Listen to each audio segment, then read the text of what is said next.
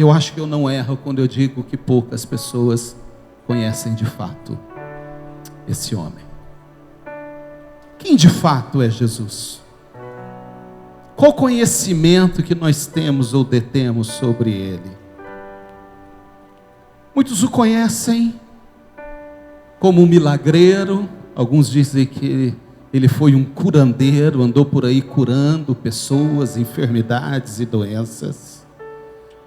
Outros atribuem a Jesus o título de o maior filósofo que já passou por aqui, maior pensador que já passou por aqui, porque pensa sobre a vida, disserta sobre a vida, divaga sobre a vida com profundidade. Outros acreditam que Jesus é o grande abençoador, aquele que veio para dar tudo aquilo que nós queremos, sem limite e na hora que nós queremos. Outros vê Jesus como um irmão mais velho, apenas como um irmão mais velho, alguém da família que a gente não vê há muito tempo. O irmão que foi embora e nunca mais a gente se viu, nunca mais nós nos encontramos. Eu disse aqui domingo passado que um dia Jesus quis saber daqueles que andavam com ele, quem eles pensavam que ele era. E ele ouviu muitas coisas sobre ele. E a Bíblia diz que Pedro, até então Simão Bar-Jonas, ou Simão filho de Jonas, revelado pelo Espírito, disse: tu és o Cristo, o Filho do Deus vivo. O Espírito Santo revelou para Pedro quem de fato ele era. Mas irmãos, no meio desse, como a gente diz aqui em Barretos, no meio desse mundão de gente aí, no meio dessa humanidade, desse mundão de gente, bilhões de pessoas, poucas pessoas realmente sabem quem é ele, e vão celebrar e vão comemorar essa data, como faz todos os anos, como um ponto de encontro, um local de rever amigos, de encontrar família, e não tem nada de errado nisso, é coisa boa, mas o motivo real não é esse. Então nós estamos nessas semanas, domingo passado, esse domingo e domingo que vem, nós estamos pensando um pouquinho sobre conhecer Jesus. Jesus, conheça, ame e siga-o.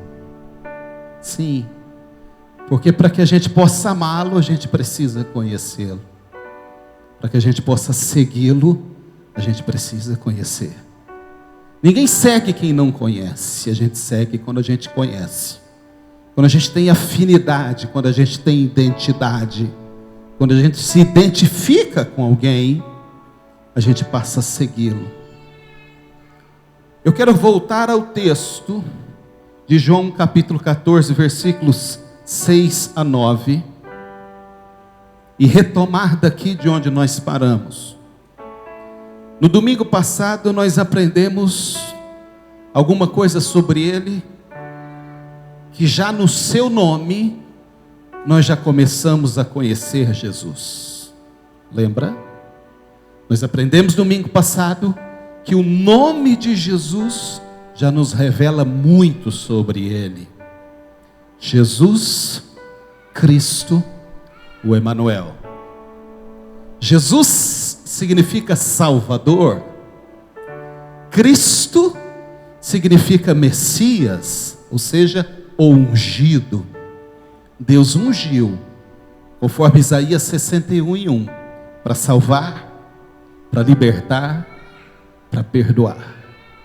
E ele diz: eu sou o Emanuel, que quer dizer Deus conosco, Deus presente, Deus dentro de nós. Então o próprio nome de Jesus já nos revela muito sobre ele. Salvador, que foi capacitado, ungido, que recebeu a autoridade de Deus para salvar, para curar, para perdoar e para transformar vidas. E o Deus presente que está dentro de nós. Os nomes de Jesus não foram dados por Maria e José. O próprio Deus definiu como ele deveria ser chamado. Por isso que o nome de Jesus nos revela muito sobre ele. E nós começamos a falar sobre a importância de conhecer os atributos do seu caráter. Para que a gente possa conhecê-lo, nós precisamos compreender um pouco sobre os atributos dele, do caráter dele. E nós falamos sobre o primeiro atributo. O primeiro atributo de Jesus é que ele é imutável. Amém, irmãos? Se lembra? Imutável. Jesus é o Deus que não muda. Ele é ontem, hoje e ele é eternamente. Imutável em sua essência. Nunca houve um tempo em que ele não era, e nunca haverá um tempo em que ele não será. Ele sempre é. Diz a Bíblia, eu sou. Deus dizendo dele. Então Deus que não muda na sua essência, eu disse aqui domingo passado, Jesus não melhora, Jesus não evolui, porque ele é a essência da perfeição. Ele já é perfeito, absolutamente perfeito. Imutável em seus propósitos. Propósitos imutáveis. Para mim e para você. Hoje eu quero voltar a esse texto, para a gente continuar pensando sobre os atributos do caráter de Jesus. E assim eu acredito, e essa é a minha oração, para que a gente possa conhecê-lo mais. E em conhecendo-o mais, a gente o ame mais. E em o amando mais, a gente não o deixe jamais. Jamais. E quanto mais a gente conhece, mais a gente ama. E quanto mais a gente ama, mais a gente o quer. Mais a gente precisa dele, mais a gente quer estar com ele. João 14, verso 6 até o versículo de número 9. É uma conversa que Jesus tem com seus discípulos. Já no finalzinho, próximo da cruz, estava se aproximando da cruz. E ele diz assim, respondeu-lhe Jesus: eu sou o caminho e a verdade e a vida. Ninguém vem ao Pai, senão por mim. Se vós me tivesseis conhecido, conheceríeis também a meu Pai. Desde agora o conheceis e o tendes visto. Replicou-lhe Filipe: Senhor, mostra-nos o Pai, e isso nos basta. Disse-lhe Jesus: Filipe, há tanto tempo estou convosco, e não me tens conhecido? Quem me vê a mim, vê o Pai. Como dizes tu, mostra-nos o Pai? Feche seus olhos mais uma vez, Senhor. Mais uma vez nós te adoramos e te agradecemos pela leitura da tua palavra. Fica aqui mais uma vez, Senhor, e ministra nos nossos corações a tua palavra que é boa, perfeita e agradável. Fala conosco, não aquilo que nós queremos ouvir, mas aquilo que nós precisamos ouvir, Senhor. É o que eu te peço, em nome de Jesus. Amém, amém e amém. Esse momento, irmãos, em que Jesus tem essa conversa com esses discípulos, com os discípulos que estavam com ele, que andavam com ele, que o conhecia, é o momento já que se aproximava a cruz do Calvário. Jesus já podia ver, não tão longe, mas de perto, a cruz se aproximando. A realidade da cruz se aproximava para Jesus. E ele tem essa conversa com os discípulos já, meio que num tom de despedida, já querendo afagar os discípulos, trazer para eles uma confiança e uma certeza de que valeu a pena eles andarem com ele. Então Jesus está tratando da parte emocional dos discípulos. Capítulo 14 do evangelista de João diz, ele começa dizendo que Jesus dizia: não se turbe o vosso coração, não fiquem perturbados, não fiquem abatidos, crede em Deus, crede também em mim, porque na casa do meu Pai há muita morada, eu voltarei para vós, eu vou preparar um lugar lá, e se eu for, eu virei outra vez, e vos levarei para mim mesmo, Então Jesus está preocupado em como os seus discípulos, os seus amigos, sim, porque tem um momento na jornada em que ele diz para os discípulos: eu já vos não chamarei mais servos, eu vos chamarei amigos, porque foi nisso que nós nos transformamos em amigos. Vocês estiveram comigo durante todo esse tempo, caminharam comigo, sentamos à mesma mesa, partilhamos do mesmo pão, da mesma oração, dos mesmos momentos de tristeza e de alegria. Então nós temos algo que nos une, uma aliança que é bem maior. Então eu vos chamarei de amigos, disse Jesus. Mas no momento em que a cruz se aproxima, em que vai se transformando numa realidade bem perto de Jesus, ele começa a trabalhar a emoção desses discípulos. E ele está conversando com eles, dizendo: eu sou a verdade, eu sou o caminho, eu sou a verdade, eu sou a vida. Quem me vê, vê o Pai. É nesse momento que Filipe, que estava com ele, disse: Senhor, então mostra-nos o Pai. Porque se o Senhor nos mostrar o Pai, nós ficaremos fortalecidos. Eu penso que Filipe estava querendo dizer para ele: se a gente conhecer o Pai, talvez a gente não sinta mais tanta falta do Senhor. Se o Senhor nos revelar o Pai, nós ficaremos em segurança com o Pai. E aí, irmãos, Jesus olha para Filipe no versículo 9 e disse: Filipe, cara, como é que você me dá uma dessa? Filipe, eu estou com você há tanto tempo e ainda não me conhece. É sobre isso que trata, irmãos, essa mensagem nesta noite. Pessoas que acham que conhecem Jesus, que estão com Ele há tanto tempo, mas não sabem de quem se trata. Filipe estava com Jesus o tempo todo, e Jesus disse: você ainda não me conhece, Filipe. Eu e o Pai somos um, ele está querendo dizer. Quem me vê, vê o Pai. Quem me encontra, encontra o Pai. Quem fala comigo, fala com o Pai. Quem está comigo, está com o Pai. Mas Filipe não entendia isso. Filipe não estava nessa mesma sintonia. Filipe não estava na mesma página que Jesus estava. Ele estava divagando sobre algo que ele pensava: eu não conheço, eu não sei do que ele está falando. Então esse texto embasou, irmãos, essa mensagem que nós estamos falando desde domingo passado. Será que nós conhecemos Jesus? Será que nós não somos bons religiosos? Será que a gente não enche o peito para dizer que a gente é um bom religioso? Que a gente vai na igreja uma vez por semana, alguns uma vez por mês, outros na missa do galo uma vez por ano. Será que a gente, irmãos, pode dizer que conhece Jesus porque a gente anda com Jesus pendurado no peito, num cordão de ouro?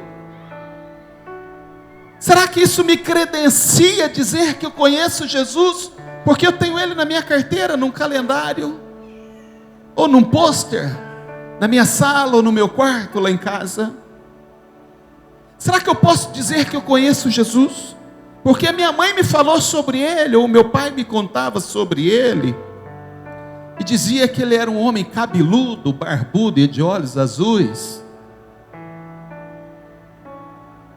A Bíblia não diz que Jesus era assim? Aliás, muito provavelmente que Ele não fosse assim, porque da região que Ele veio, não tem ninguém de olho azul, cabelo e barba ruiva. Mas Ele foi pintado assim. Da Vinci fez um quadro lindo de Jesus na Santa Ceia, com os discípulos ao lado. E a gente cresceu imaginando que a gente conhece Jesus, porque a gente está acostumado a ver Jesus em todos os lugares que a gente entra, na maioria das casas.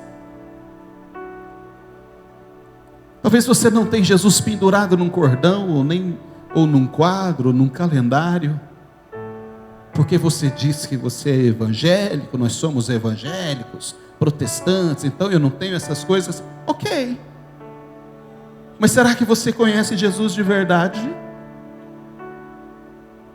Será que você conhece Jesus com a tua experiência, porque você ouviu falar sobre Ele? Nasceu numa família, sim, assim ficou.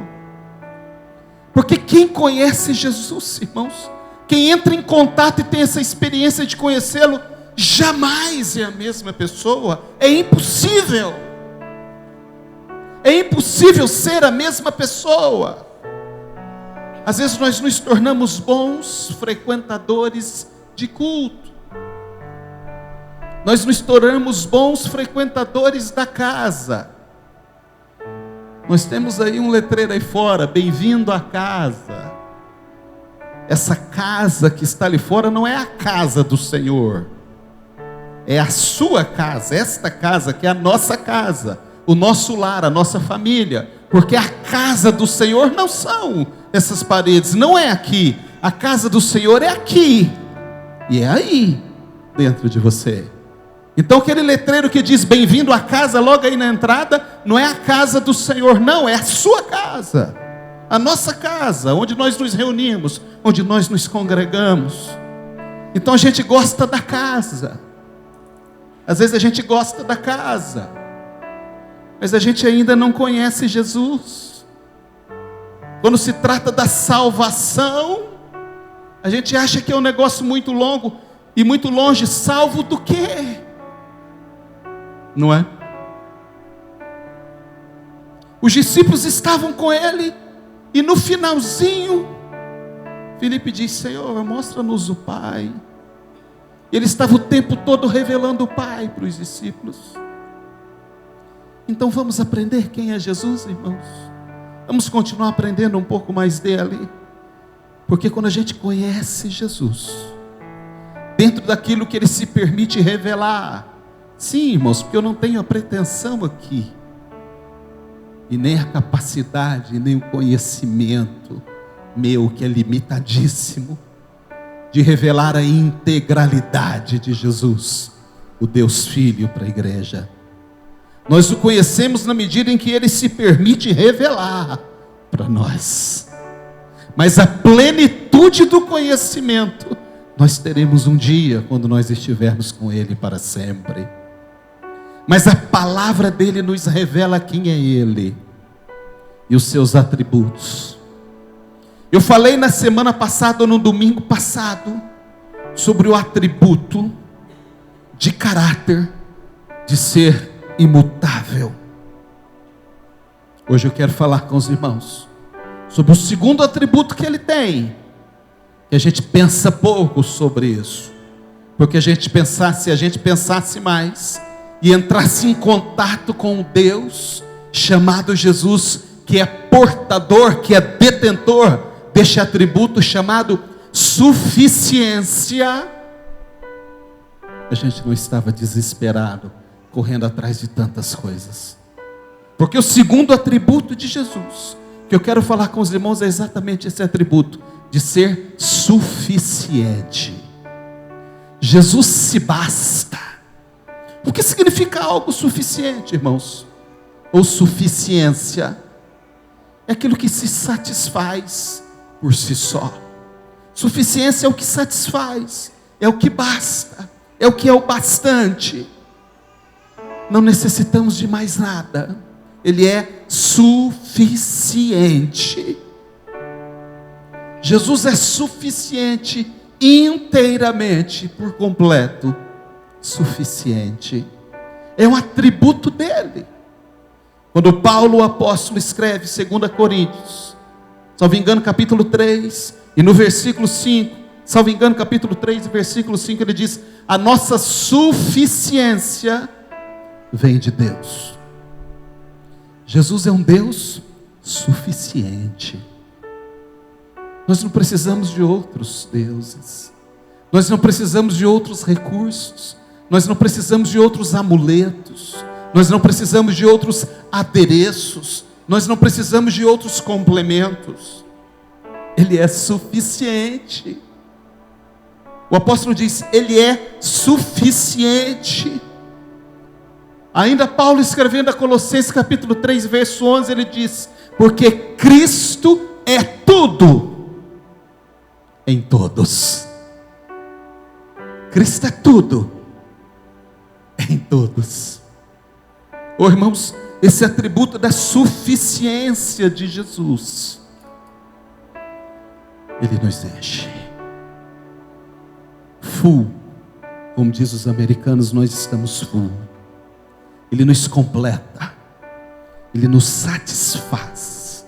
Eu disse aqui, não me lembro quando, a esta igreja, que é muito bom e é positivo a gente buscar, conquistar, adquirir, obter, realizar sonhos, cumprir as nossas metas pessoais, ter os nossos objetivos e alcançá-los. Oh, como é bom quando a gente consegue realizar os nossos desejos. Isso traz satisfação, isso nos traz alegria, isso nos enche o peito de alegria. Então não tem nada de errado nisso, mas só quando Jesus está na nossa vida é que nós encontramos o sentido da vida. Só quando nós estamos debaixo do propósito dele para nós é que nós nos realizamos por completo. A casa dos sonhos, o carro que nós queríamos comprar, o emprego que eu estava lutando para conseguir, a empresa que eu estava trabalhando para poder estruturá-la e montá-la e crescer com ela, isso é passageiro. Essa satisfação é tênue, é passageira, ela é fugaz, ela passa rápido. O que nos enche, o que nos dá plenitude, é quando Jesus entra na nossa vida.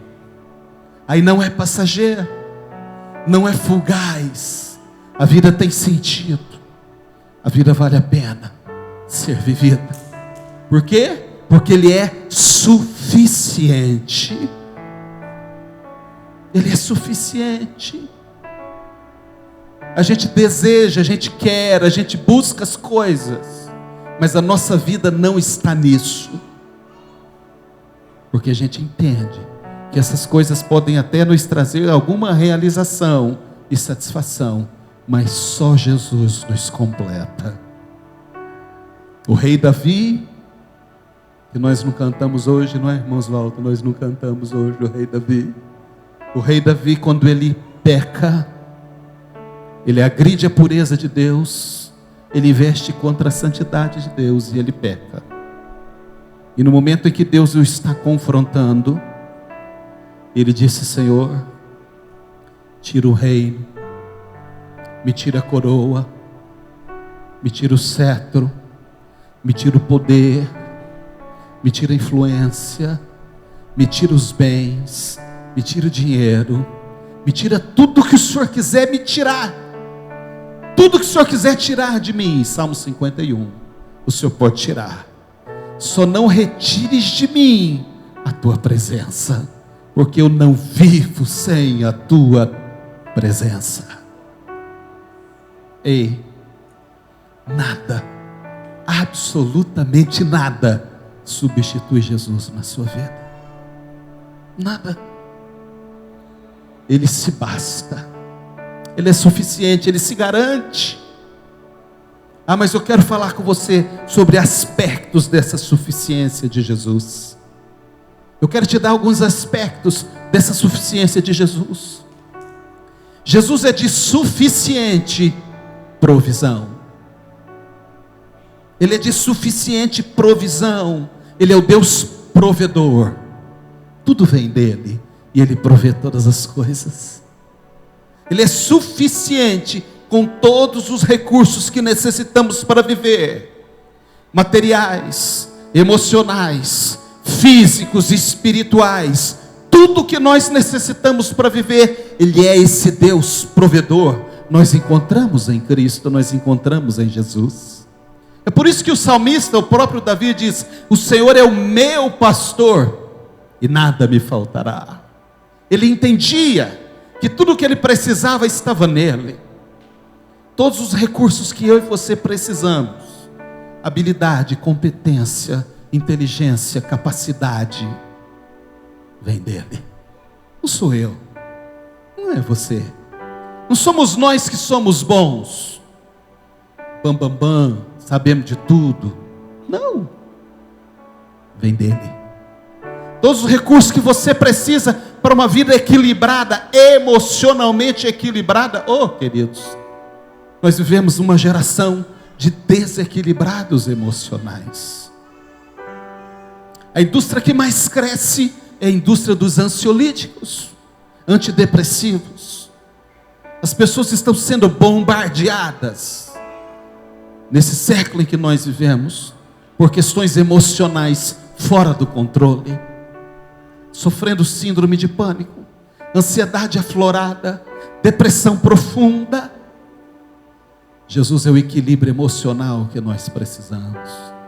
Quando Jesus entra na nossa vida, Ele toma conta do nosso emocional, porque Ele é provedor de uma emoção equilibrada, de uma emoção perene. Ele é provedor dos recursos que nós precisamos, espiritualmente falando. A gente não precisa bater em outras portas, porque Ele é provedor desses recursos. Conheça Jesus como Deus suficiente, suficiente para prover tudo aquilo que eu e você precisamos para ter uma vida aqui abençoada. O que não quer dizer livre de problemas, livre de dor, livre de angústias. Nós passamos e passaremos por isso, mas Ele nos sustenta, Ele nos guarda.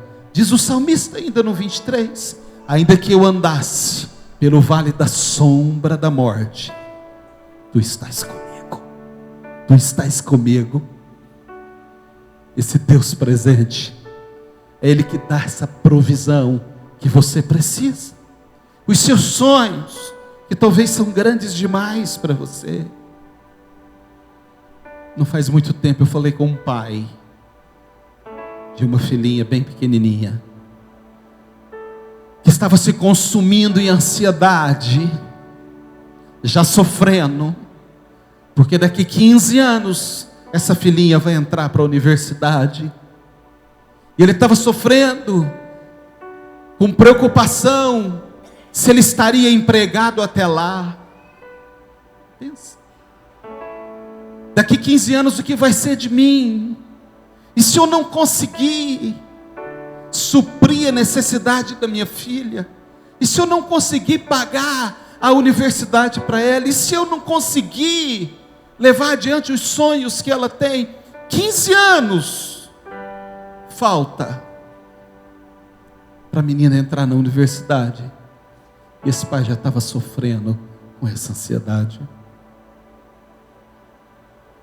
Eu disse: Jesus entra na sua vida, e essa preocupação deixa de ser tua, porque o Senhor diz: lançai sobre mim a vossa ansiedade, porque eu cuido de você.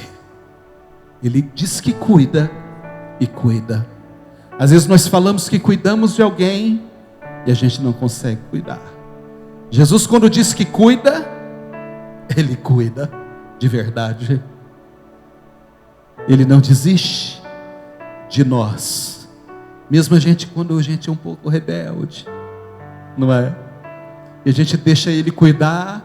De manhã, eu já disse isso aqui, e na hora do almoço a gente diz: devolve para mim, Senhor, que o Senhor está demorando muito para cuidar. Hein, Aninha? Devolve para mim, porque eu achei que se eu fosse resolver até a hora do almoço, o Senhor não resolveu, deixa eu resolver do meu jeito. Não, Ele não desiste, Ele cuida. Ele não nos abandona, Ele não nos desampara. Então o aspecto da suficiência de Jesus é que Ele é de suficiente provisão. Paulo apóstolo escreve aos Filipenses 4:19: e o meu Deus suprirá todas as suas necessidades. Pensa nisso. Porque quando nós entendemos que Ele é de suficiente provisão, nós conseguimos entender também que Ele é de suficiente descanso. Porque quando a gente compreende que aquilo que eu preciso, necessito, que os meus desejos e os meus sonhos, os meus propósitos e as minhas metas, os meus objetivos para 2020 que está chegando aí, aquilo que eu quero realizar o ano que vem, os meus pensamentos para esse ano que se aproxima, estão nele, e é dele que virá todos os recursos necessários, e eu descanso. Eu vou desfrutar de um outro aspecto do caráter suficiente de Jesus, que é suficiente descanso. Descansar nos braços de Jesus é tudo o que Ele quer, e é tudo que nós precisamos. Esse descanso que Ele nos dá, é nele que nós podemos encontrar esse descanso verdadeiro para a nossa alma, dessas pressões que nós somos o tempo todo submetidos no dia a dia. É Ele quem disse em Mateus: vinde a mim, todos vocês que estão cansados e oprimidos, e eu vos aliviarei. Ele diz: toma sobre vós o meu jugo, e aprendei de mim, que sou manso e humilde de coração, porque o meu jugo é suave, e o meu fardo é leve. Ei, Jesus não coloca peso de sobrecarregamento ou sobrecarregado nas suas costas. Ele não te deixa sobrecarregado. O fardo de Jesus não é pesado. A religião é pesada, porque é cheio de dogma, é cheio de legalismo, é cheio de regra. Pode, não pode, não pode, não pode isso, não pode aquilo. Mas Jesus não. O fardo dele é leve. Ele diz: o meu jugo é suave e o meu fardo é leve. Então, quando nós entendemos isso, nós não somos sobrecarregados, nós descansamos na suficiência dele. Aprenda nessa noite. Jesus veio para nos dar descanso. Descanso para a sua alma. Descanso dos seus pensamentos. Tem gente que deita na cama e os pensamentos não param de circular a cabeça. E olha para o relógio do lado e vê o tempo passando, os minutos, as horas, e o pensamento cruzando a cabeça. A guerra é instalada na cabeça, está um campo de batalha na cabeça. Ei, descansa, descansa. Jesus fez a noite para dormir. Deus fez a noite para você descansar, dormir, te renovar suas forças. Confia nele, aprenda. Se lance nos braços dele nessa noite. Ei, tenha experiência com a suficiência dele, com o descanso que ele pode te dar. Não adianta. Tem coisas que a gente não consegue fazer nas nossas forças. Não adianta você ficar correndo de um lado para o outro, se debatendo, querendo, insistindo, arrombando a porta, forçando. Descansa no Senhor, confia nele e ele tudo fará, já dizia o salmista. Outro aspecto dessa suficiência dele, ele é de suficiente alegria. Nos momentos mais difíceis da vida, nos momentos mais complicados, ele pode ser a sua alegria, porque a nossa alegria, a sua e a minha, não precisa ser circunstancial. Depende se a saúde está bem, depende se a conta está bombando lá no banco, depende se a vida está fluindo, está voando. Aí eu sou alegre, aí eu estou feliz. Se vier um revés, não olha para mim não. Tem gente que é assim, não é? Tem gente que levanta, ou se não levanta, se encontra durante o dia, a pessoa está querendo matar. Você fala: bom dia por quem? Bom dia para quem? Alegria circunstancial. Quando Jesus entrar na sua vida, você vai perceber que a sua alegria não depende das circunstâncias. Isso não quer dizer que a gente anda rindo para todo lado, não. Mas é uma alegria genuína. Não rouba a tua paz. Não te tira do centro. Não agride as pessoas gratuitamente. Tem gente que é assim. Ainda não experimentou esse atributo de caráter de Jesus, que é de suficiente alegria. Paulo escreve, o apóstolo: alegrai-vos no Senhor. Outra vez vos digo, alegrai-vos no Senhor. Aprenda que a alegria do Senhor, ela é fora das circunstâncias, porque a alegria no espírito.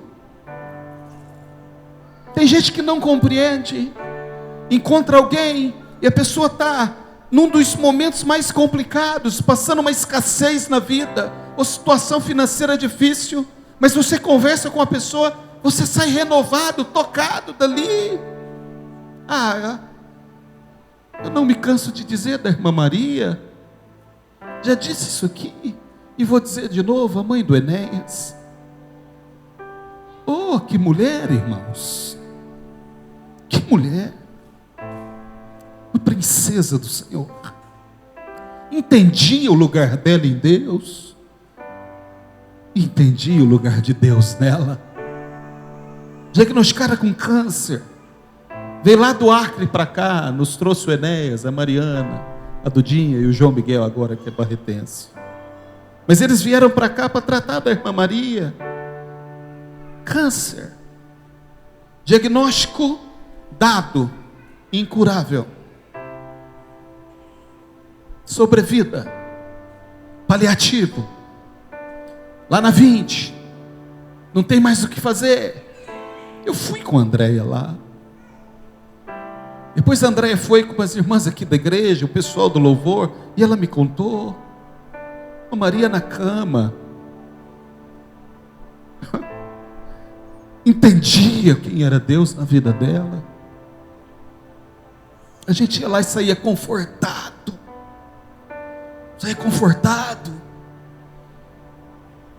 tinha talvez ao nosso olhar, ao meu olhar, ao seu olhar, todas as razões do mundo para virar a cara e dizer não, e revoltar contra Deus e dizer: por quê? Sirvo esse Deus desde que eu nasci, conhece Deus desde o nascimento, por quê que Deus permitiu tudo isso para mim? Que é o que mais a gente ouve, é o que mais as pessoas dizem: por quê? Para mim, que Deus é esse que eu sirvo a vida inteira? Ela: não, sirvo esse Deus desde que eu nasci. Eu me lembro de quando criança eu ia na igreja, levava o Enéas para a escola dominical pequenininho, e a minha vida era igreja. Como eu amo Deus, como eu amo Deus, como eu amo Jesus. Não é circunstancial, e às vezes por muito menos a gente vira tudo de ponta cabeça e acha que o mundo está tudo errado, e a gente se revolta com todo mundo, e revolta com as pessoas que estão próximas de nós, com pessoas que nos amam, com pessoas que nós amamos, e nós agredimos com palavras, e nós ofendemos as pessoas, como se não tivesse mais amanhã, como se aquilo fosse resolver, e a gente diz coisas pesadas, que não deveríamos dizer, porque Jesus está dentro de você, o Espírito Santo está aí querendo te dizer: não, vai passar, é uma fase, pense nisso, aprenda alguma coisa com o que você está vivendo, deixa Deus fazer o que você não pode fazer, entenda o caráter do Senhor. Viu como não é fácil dizer que a gente conhece Jesus? O tempo passa, suficiente alegria, mas eu vou terminar, porque um dos atributos dele, que é suficiência, e um dos aspectos dessa suficiência, é que ele é de suficiente vida nele, vida em Cristo. Vida, gente. Vida. Tem gente que sobrevive, mas não vive. Tem gente que sobrevive uma vida mirrada, medíocre, sofrida, pesada, sem perspectiva, sem saber o que fazer. Uma vida difícil, uma vida sem nenhuma luz. Jesus é de suficiente vida. E eu quero te levar a colocar os seus olhos nesses minutos que nós temos num texto que fala de morte, porque foi na morte que nós recebemos vida. Essa vida que Ele veio nos legar, que Ele veio nos dar. De novo, nós estamos celebrando o nascimento. Jesus nasceu e a gente canta, feliz da vida. Amém, glória a Deus, Ele nasceu mesmo. Mas o que isso significa de verdade?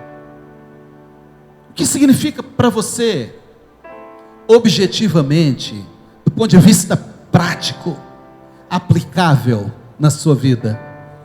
O que significa Jesus ter nascido?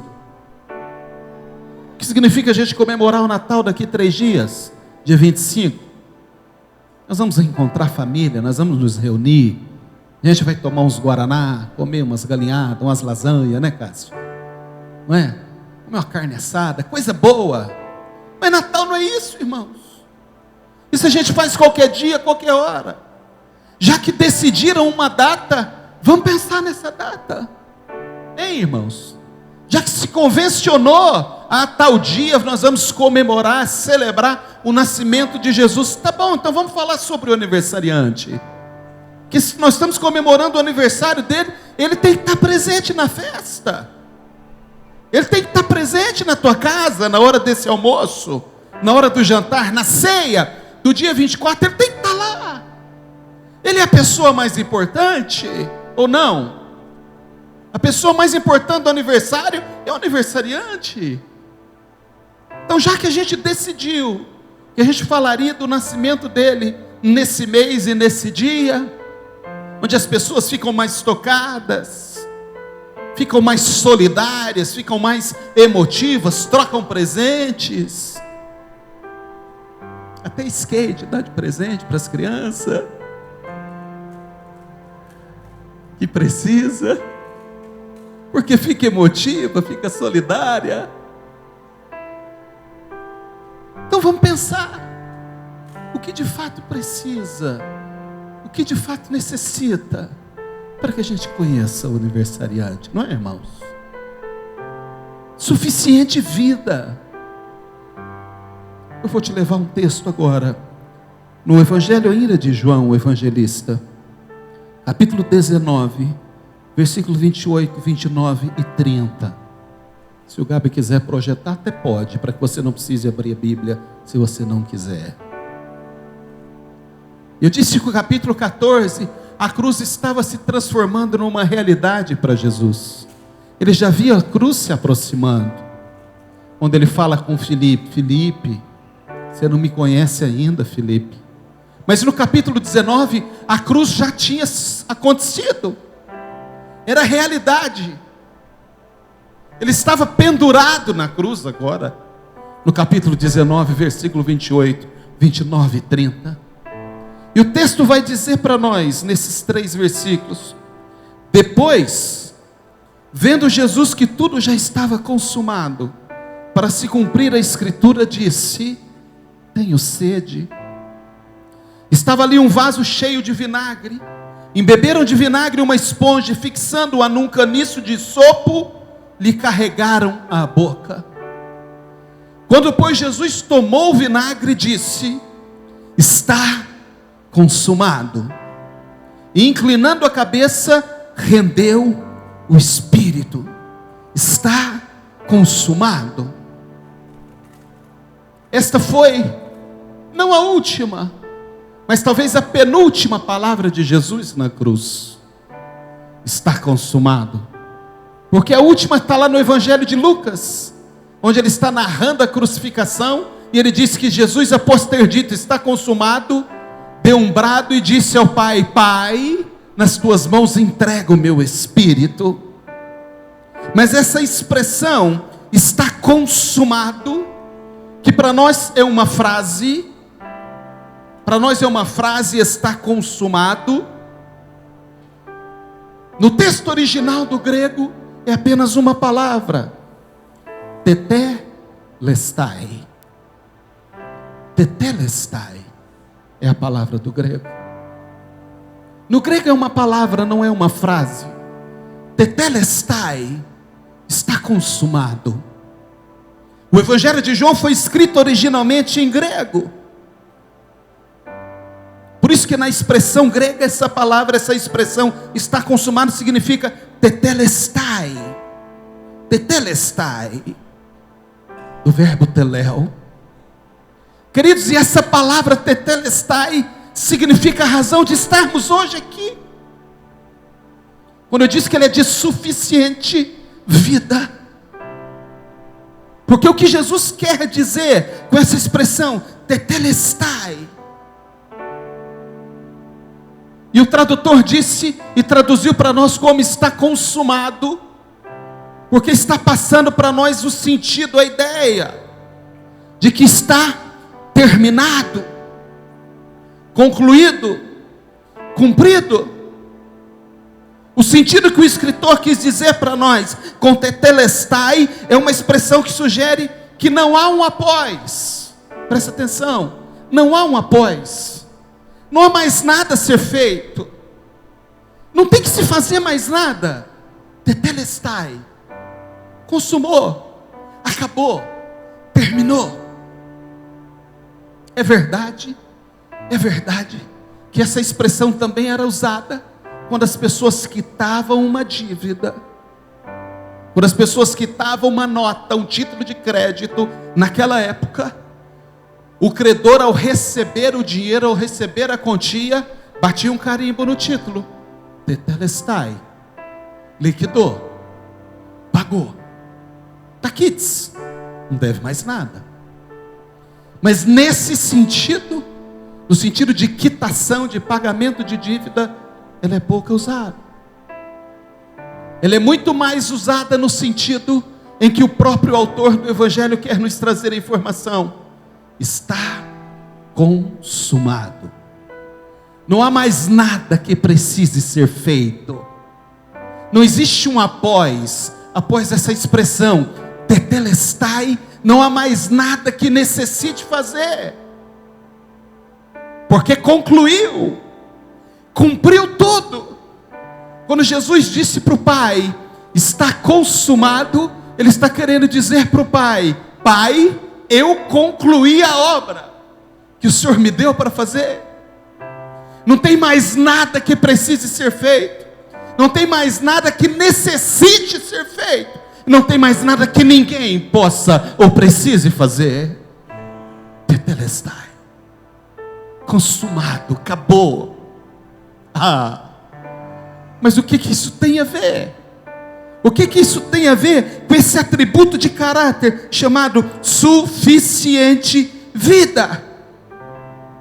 Tem a ver que está tudo feito por Jesus, para mim e para você, suficientemente concluído.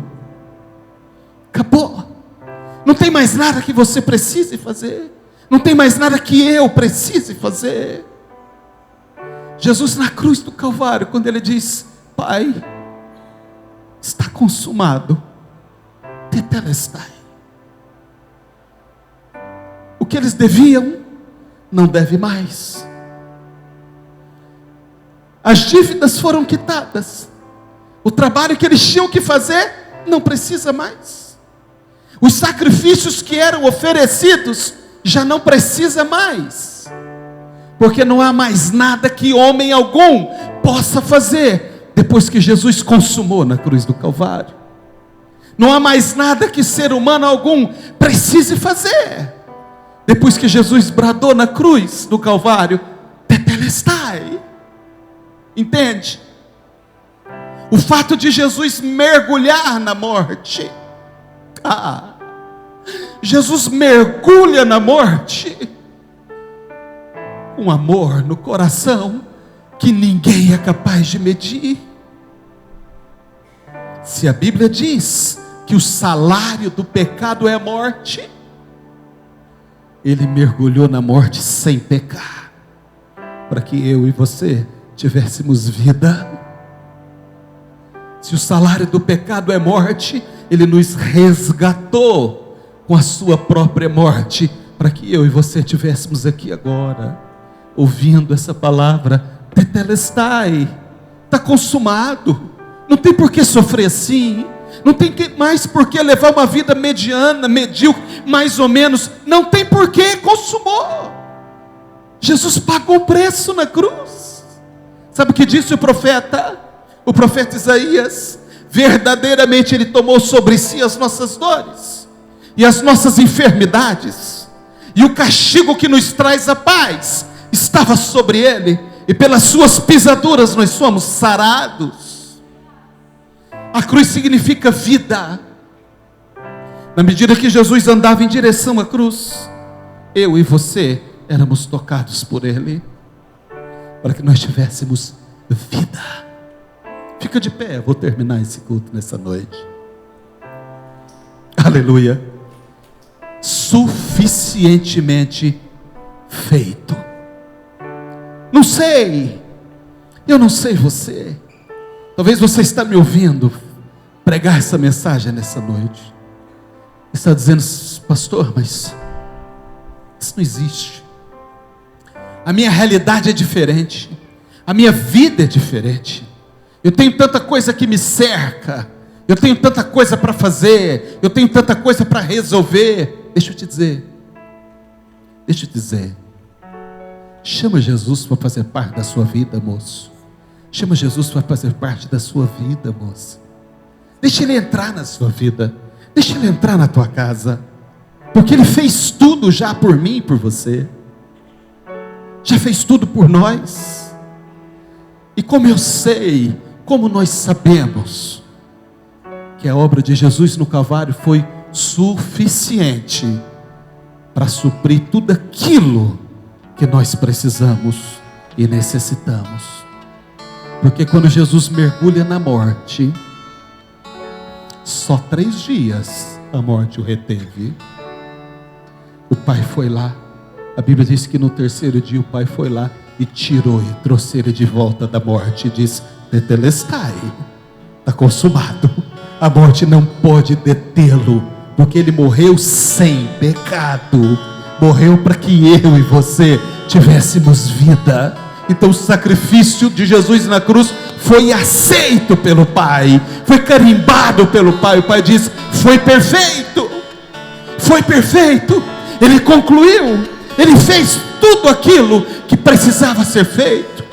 Ele disse para o Pai: conclui a missão, Pai. Eu concluí a missão.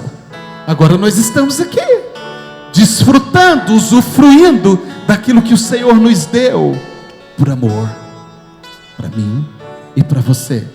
E aí eu te pergunto: por que que eu e você precisamos viver uma vida buscando tantas outras coisas, se nós temos tudo em Jesus? Se Ele é suficiente, se o caráter dEle, o atributo de caráter dEle é essa suficiência. Acabou, não precisa de mais nada. Ei, com saúde, sem saúde, com dinheiro, sem dinheiro, com bens, sem bens, com carro, sem carro, tetelestai, gente, está consumado. Jesus fez tudo para mim e por você. Não tem porquê, não tem porquê uma vida mirrada. Eu vou terminar, mas me veio à mente um texto que Paulo o apóstolo escreve aos Colossenses, capítulo 2, versículo 13, 14 e 15, se eu não estiver enganado. Colossenses 2, 13, 14 e 15. Projeta aí, Gabi. É isso mesmo. Paulo apóstolo diz: e a vós outros, eu e você. Ele diz: e a vós outros, nós, que estáveis mortos pelas vossas transgressões e pela incircuncisão da vossa carne, ou seja, mortos pelos vossos pecados, pela maldade que vocês traziam em vocês, a vós outros que estáveis mortos, vos deu vida juntamente com Ele, perdoando todos os nossos delitos, todos os nossos pecados, tudo aquilo que nós fizemos contra Deus, agredindo a pureza de Deus. Ele diz: Ele nos perdoou e nos deu vida, tendo cancelado o escrito de dívida que era contra nós e que constava de ordenanças, o qual nos era prejudicial, removeu inteiramente, encravando na cruz. Ei, Jesus pega o nosso título, a nossa promissória, a nossa duplicata, o nosso cheque sem fundo, que era a nossa dívida. Ele resgata e prega na cruz do Calvário e diz: tetelestai, eles não devem mais nada, está quitado, está consumado, eu pago a dívida deles. Aí alguém chega para você e te acusa disso, daquilo e daquele outro, e você diz: ei, colega, tetelestai, velho, está consumado, eu não devo nada. Jesus pagou a minha dívida por mim, eu não devo mais. Então não adianta me acusar, não adianta apontar o dedo, não adianta me julgar, porque a gente é bom para julgar, mas Jesus está dizendo: não deve mais, entende? Ele cravou na cruz do Calvário, o texto segue: despojando os principados e as potestades, publicamente os expôs ao desprezo, triunfando deles na cruz. Ei, o ato de Jesus público, de morrer na cruz do Calvário, virou o inferno de cabeça para baixo. É isso que Paulo está querendo dizer. Ele desposou a autoridade que os potestades, os principados tinham, e morreram na cruz e disse: ei, está consumado, gente. Esse povo não deve mais nada, esses meninos não devem mais nada, essas meninas aqui não devem mais nada, você não deve mais nada.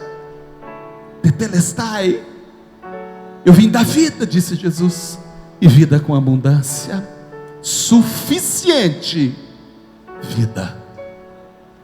Só não tem quem não quer. Só não entra debaixo dessa cachoeira e fica com conta-gota na mão, molhando e botando na língua, quem quer. Porque se você quiser experimentar dessa cachoeira, já está consumado. Está tudo pronto para mim e para você. Vida de verdade. Ele é suficientemente bastante para mim e para você.